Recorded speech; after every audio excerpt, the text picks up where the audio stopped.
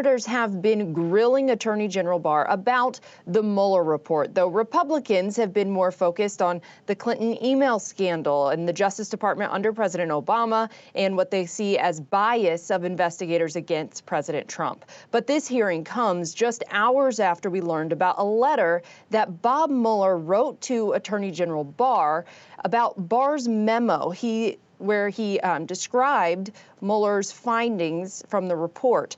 Bob Mueller told Barr that the memo did not fully capture the context, nature, and substance of their work and conclusions. They went on to say, there is now public confusion about critical aspects of the results of our investigation. This threatens to undermine a central purpose for which the department appointed the special counsel to assure full public confidence in the outcome of the investigations. Now, Senator Dick Durbin read that portion of Mueller's letter to Attorney General Barr, and he pressed him on why he didn't reveal that letter to Congress when he was asked about concerns from Mueller's team at a hearing early last month. Here's that exchange. I cannot imagine that you received that letter on March 24th and could not answer Congressman Crist directly when he asked you whether there were concerns about representations being made on these findings by the people working for Bob Mueller. You said, no, I don't know, after you received this letter. What am I missing?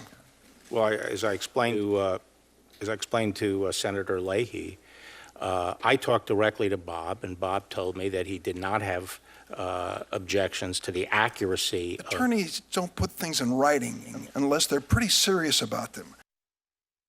Several senators have asked Barr about that, and you heard him defending himself there. He has said several times that Mueller wasn't concerned about inaccuracies, and he wasn't asked about Mueller himself. He was asked about members of Mueller's team.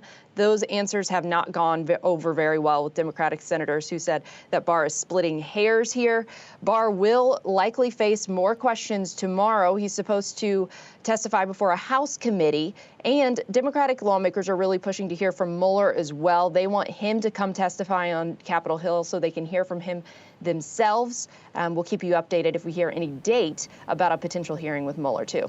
Okay, thanks for that, Jessica. Let's bring the conversation to our panel. First it was what's going to be in the Mueller report. Now we've got the Mueller report. Now it's about the interpretation of the report. And yet what we've seen, at least from the investor side of things, is a bit of a shrug. So, Tendai, how do you view this tension that's happening on the Hill in the market context? I don't think the market cares, right? Just the investigation was 2 years long. There was drip of different bits of information, speculation on this and that. I don't think the market at this point, even cares.